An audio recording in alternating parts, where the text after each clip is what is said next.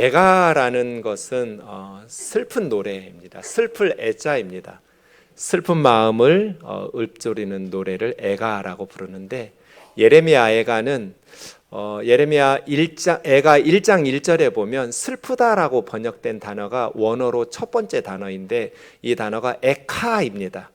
공교롭게 애가라는 우리말하고 비슷한 발음인데, 에카라는 말, 그것이 원래 히브리어 성경의 이름입니다. 첫 번째 단어인 에카, 슬프다,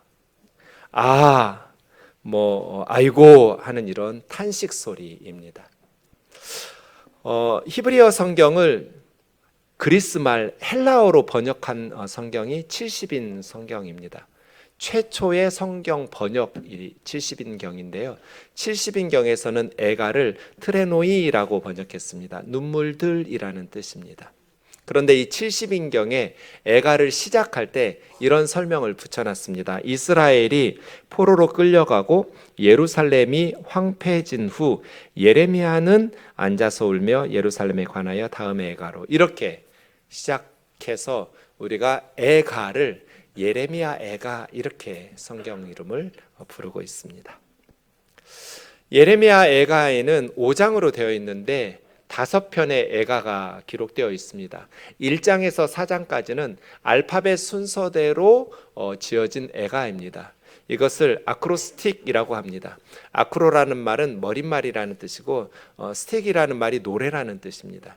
그러니까 히브리어 알파벳이 22개가 있는데 그 22개를 순서대로 차례로 하나씩 해서 한 절의 첫 번째 단어를 알파벳으로 시작하는 노래를 시작해서 알파벳 시편으로 4장까지 이루어져 있습니다. 그래서 22절까지 되어 있는데 3장만 66절로 되어 있는 것은 한 알파벳당 3절로 좀 길게 쓰여져 있기 때문에 3장은 66절입니다. 어쨌든 1장에서 4장까지는 4편의 알파벳 애가로 이루어져 있고요. 5장은 똑같이 22절로 끝나긴 하지만 알파벳 순서는 아닌 애가로 마무리되고 있습니다. 시편이나 지난주 우리 전도사님 주셨던 119편도 그런데요, 이렇게 아크로스틱으로 부르는 것은 암기하기가 쉽잖아요. 그래서 교육용입니다. 알파벳 순서대로 차례대로 암기하면서 부를 수 있도록 지은 애가여서 잘 기억하도록. 또 하나는 처음부터 끝까지 예레미야 애가에는 슬픔과 탄식의 구절들이거든요. 그리고 회개가 들어있어요. 그래서 이스라엘의 완전한 파멸, 예루살렘의 멸망으로 인하여서 슬픔과 아파하면서 하나님 앞에 회개하는 내용이 처음부터 끝까지 완전한 멸망과 완전한 슬픔과 회개의 내용들을 상징적으로 알파벳 애가가 가르쳐 주기도 합니다. 하마시 메길롯이라고 해서 5개의 두루마리라는 뜻인데요. 이스라엘 사람들은 5개의 절기에 성경 5개를 이렇게 그때마다 적절한 말씀 낭독을 하는 습관이 있습니다. 그래서 우리가 오늘 함께 묵상할 예레미야 애가서는 예루살렘이 함락당한 이스라엘 백성들에게는 가슴 아픈 것들을 잊지 않기 위해서 예레미야 애가서를 낭송하고 있습니다. 나라가 망하면 무슨 일이 일어날까요? 나라가 망한다. 나라가 망할 때 무슨 일들이 생기는가? 이것이 예레미야 애가에서 우리에게 가르쳐 줍니다. 슬기로운 사람은 말씀을 통해서 배웁니다. 그런데 어리석은 사람은 경험을 통해서 배워요. 그걸 겪어야 돼요. 더 어리석은 사람은 실패하고 망했는데도 배우지를 못해요. 하나님께서 왜 예레미야 애가를 우리에게 가르쳐 주시겠어요? 나라가 망한다는 건 이런 거다. 처음부터 끝까지, 알렙부터 타우까지 모든 순간이 완전한 고통과 슬픔과 탄식뿐이다. 그러니 너희는 절대로 망하면 안 된다는 거잖아요. 슬기로운 사람은 말씀을 통해서 지혜를 얻어요. 그래서 망하지 않아요. 어리석은 사람은 말씀을 통해서 배우지 못하니까 직접 망하는 경험을 통해서 배워요. 우리 우면동 교우들은 슬기롭게 말씀을 통해서 배우는 지혜로운 삶 살기를 주의 이름으로 축원합니다. 예레미야 예가서를 우리에게 주시는 이유예요. 나라가 망하면 어떤 일들이 발생하는가? 예레미야 52장 10절부터 보시면 예루살렘이 함락당하고 이제 시드기야 왕이 리블라라고 하는 요단강 동쪽에 있습니다. 리블라라고 하는 곳에서 기다리고 있었던 바벨론 왕 느부갓네살 앞으로 끌려갔습니다. 리블라에 끌려가서 시드기야 왕이 보는 앞에서 두 아들을 죽였어요. 아버지가 보는 앞에서 왕자들을 죽이고 또 모든 유다의 고위 관료들을 다 죽였어요. 그리고 시드기야의 왕의 두 눈을 뽑았어요. 쇠사슬에 묶어서 바벨론으로 끌고 가서 시드기야 왕이 죽을 때까지 감옥에 가두어뒀어요. 두 눈이 뽑혀서 앞을 보지 못하는 상태로 감옥에서 죽을 때까지 살다 죽었어요. 차라리 죽느니만 못했어요. 그러니까 시드기야가 마지막으로 본 것은 자기 아들들이 죽임 당하는 것과 자기 신하들이 죽임 당하는 장면이었어요. 그리고 두 눈이 뽑혔어요. 나라가 망한다는 건 이런 거예요. 느부사라단이라는 바벨론의 사령관이 예루살렘에 와서 성전을 불사르고 왕궁을 불살랐어요. 예루살렘의 모든 집들, 고관들의 집들을 다 불살랐어요. 예루살렘이 함락당하면서 예루살렘은 불바다가 됐어요. 여호와의 성전도 왕궁도 다 불바다가 되었어요. 갈대아 사람들의 모든 군대가 예루살렘 사면의 성벽을 다 헐어버렸어요. 나라가 망하면 모든 것을 다 잃어버리게 돼요. 오늘 본문 14절에서 18절까지가 그 나라가 망한 것이 무엇인지를 가르쳐줘요. 노인들은 다시 성문에 앉지 못하며, 성문은 그 도시에서 사람들이 모여서 말씀을 듣기도 하고 배우기도 하고 또 재판이 이루어지고 토론이 이루어지기도 하는 만남의 장소예요. 보통 그 도시의 원로들이, 장로들이 젊은이들을 가르치고 또 잘못된 것들을 재판하면서 바로잡는, 질서를 유지시키는. 그런데 노인들이 다시 성문에 앉지 못하며, 예나 지금이나 청년들은 밤새도록 춤추고 노래하면서 놀아요. 그런데 나라가 망하고 나니까 청년들은 다시 노래하지 못하나이다. 우리 마음에는 기쁨이 그쳤고 우리의 춤이 변하여 슬픔이 되었습니다. 우리 머리에는 면류관이 떨어졌습니다. 국가적인 명예와 영광, 존중 다 땅바닥에 떨어졌어요. 오호라 우리의 범죄 때문입니다. 이러므로 우리 마음이 피곤하고, 피곤하다라는 것은 힘을 잃었다는 거예요. 아무리 살아보려고 기운을 내고 용기를 내려고 해도 마음에서 힘이 생기지가 않아요. 우리의 마음이 늘 피곤해서 쓰러져 있어요.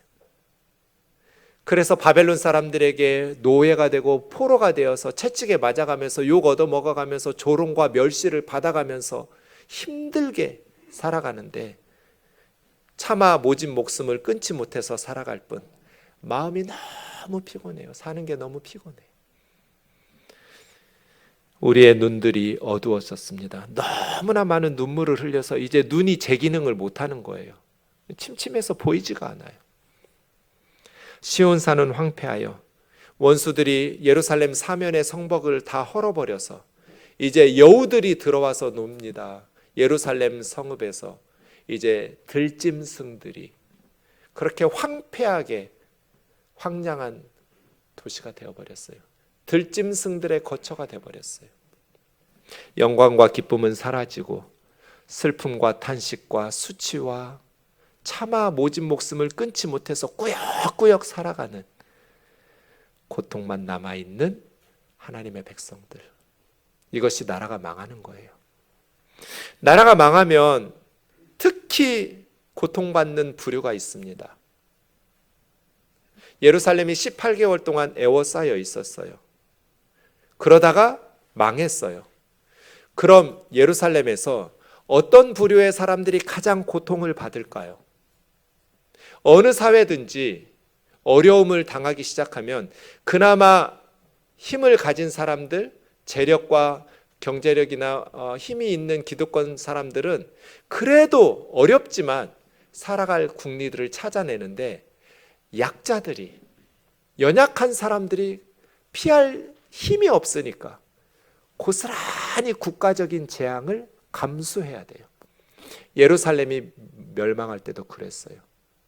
예레미야 예가에 보면 특별히 가슴 아픈 두 부류가 나옵니다. 첫 번째는 2장 11절 12절에 나옵니다. 내 눈이 눈물에 상하여, 예레미야가 너무나 많이 울어서 그냥 눈이 제 기능을 못하게 돼버렸어요. 밤낮 없이 눈물이 쏟아졌어요. 내 창자가 끊어지며 내 간이 밖으로 나와가지고 땅에 쏟아져 내린 것 같아요. 예레미야는 왜 이렇게 많은 눈물을 흘렸을까요? 눈이 상할 만큼.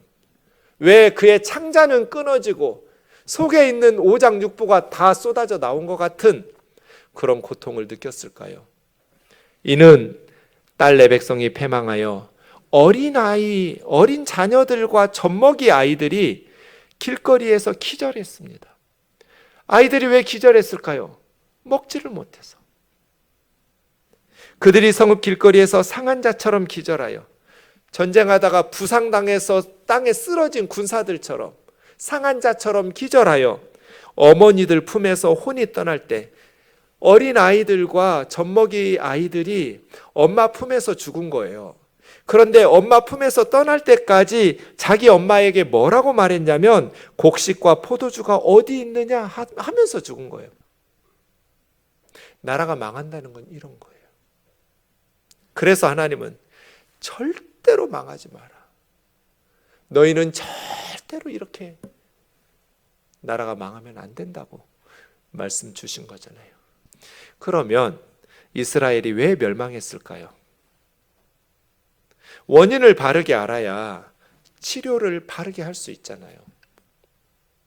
왜 아팠는지, 왜 망했는지를 바르게 알아야 어떻게 하면 고칠 수 있는지, 회복될 수 있는지를 바른 치료법으로 회복할 수 있잖아요.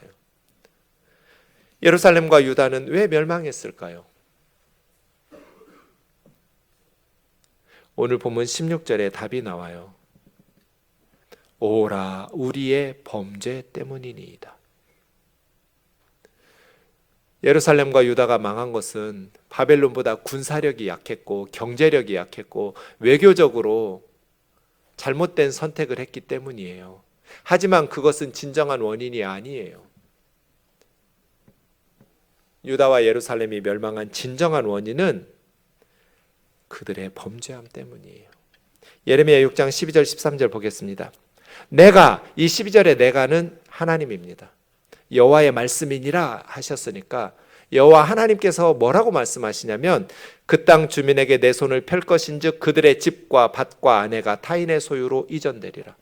하나님께서 예루살렘과 유다 사람들에게 하나님의 손을 펼쳐서 하나님이 유다 사람들과 예루살렘 사람들의 집과 밭과 아내를 타인의 소유, 여기서 타인은 바벨론 사람들입니다. 타인의 소유로 이전하리라. 그러니까 이 이스라엘이 멸망한 진짜 근본적인 원인은 우리가 하나님 앞에서 범죄했기 때문이에요. 바벨론 군사들은 이스라엘의 죄를 심판하시는 하나님의 도구로 사용되었을 뿐이에요. 군사적으로 경제적으로 연약했기 때문에 외교적으로 잘못된 선택을 했기 때문에는 그냥 피상적인 이유지 근본적인 원인이 아니에요. 예루살렘의 멸망의 가장 중요한 이유는 하나님 앞에서 범죄했기 때문이에요. 하나님께서 그들을 밭과 집과 부인을 타인의 소유로 이전시킨다고 말씀하신 거예요. 그럼 이스라엘이 무슨 죄를 지었을까? 13절 그들이 가장 작은 자로부터 큰 자까지 힘 있는 권력자들이나 가난하고 연약한 백성들이나 나이 많은 장년 노년층이나 어리고 젊은 청소년들이나 청년들이나 어린아이들이나 다 탐욕을 부리며 선지자들도 제사장들도 다 거짓을 행함이라. 탐욕과 거짓이 죄의 본질이었어요. 부자들만 욕심 부려요? 가난한 사람들은 욕심 안 부려요? 아니요. 가장 작은 자부터 큰 자까지 다 탐욕을 부렸어요. 그래서요, 연약한 사람들 속이고 거짓말로 사기치면서 남의 가정이야 무너지든 말든, 남의 자식이야 죽든 말든 그렇게 부정부패에 빠졌어요. 그러면 선지자들과 제사장들이라도 하나님의 말씀을 바르게 전해서 사회를 건강하게 만들었어야 되는데 그놈들이 더 앞장서서 거짓을 행해요. 선지자들도 제사장들도 다 거짓을 행함이니라. 그래서 망한 거예요. 오늘 종교개혁 507주년 기념주일입니다. 오늘 우리에게 종교개혁은 어떤 의미여야 하고, 무너져가고 있는 한국 교회를 위해서 우리는 무엇을 회개하고 무엇을 개혁해야 할까요? 왜 망했어요? 예루살렘이? 탐욕 때문에, 거짓 때문에 망했어요. 한국 교회가 망했다면 왜 망할까요? 탐욕과 거짓 때문이에요. 성경은 우리에게 범사에 자족하는 마음을 가지라고, 범사에 감사하면서 살라고 그랬는데 끝없이 탐욕을 부리고, 작은 자부터 큰 자까지 정직을 생명처럼 여기라고 주님 말씀하셨는데 거짓을 행하고, 그래서 무너지고 있는 거잖아요. 나라가 망했습니다. 그럼 이제 어떻게 해야 할까요? 예루살렘이 망했어요. 어떻게 해야 할까요? 19절을 보십시오. 여호와여, 주는 영원히 계시오며 주의 보좌는 대대에 이르나이다. 이걸 깨달아야 돼요. 나라가 망한 것이지 하나님이 망하신 게 아니에요. 망한 건 예루살렘이지 주는 영원히 계시고 주의 보좌는 대대에 이르실 거예요. 바벨론이 모든 걸 뺏어갈 수 있어요. 집도 뺏어가고 밭도 뺏어가고 아내도 빼앗아갈 수 있어요. 하지만 절대로 세상이 하나님의 자녀들에게서 뺏어갈 수 없는 게 있어요. 뭐예요? 하나님이에요. 우리에게서 하나님을 뺏어갈 수는 없어요. 회사가 부도나고 망하고 집도 자녀들도 생명도 건강도 다 잃을 수 있어요. 하지만 하나님을 뺏어갈 수는 없어요. 모든 것을 빼앗겨도 하나님만 뺏기지 않으면 소망이 있어요.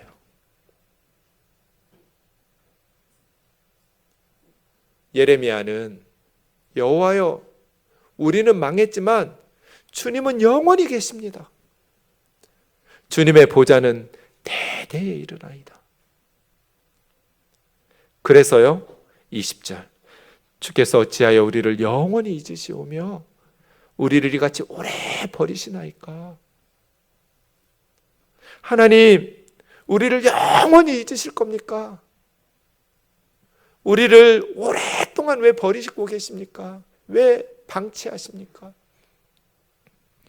애가 3장 31절부터 보시면 주께서 영원하도록 버리지 아니하실 것임이며 그가 비록 근심하게 하시나 그의 풍부하신 인자하심 때문에 긍휼히 여기실 것이다.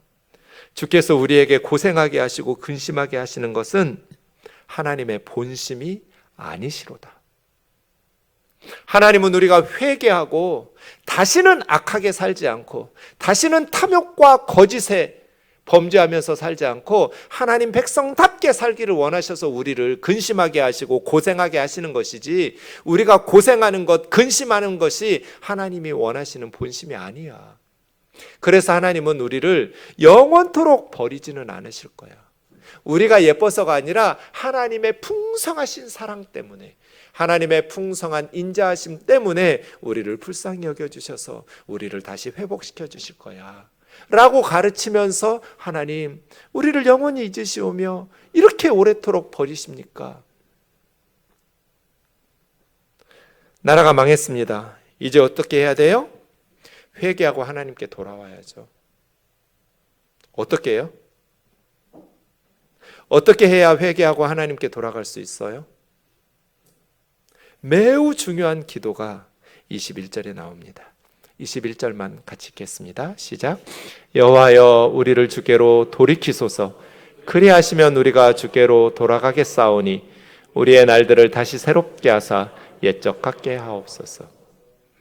여호와여, 우리를 주께로 돌이키소서. 그리하시면 우리가 주께로 돌아가겠나이다. 우리가 마음만 먹으면 회개하고 하나님께로 돌아갈 수 있는 게 아니에요. 하나님의 은혜가 필요해요.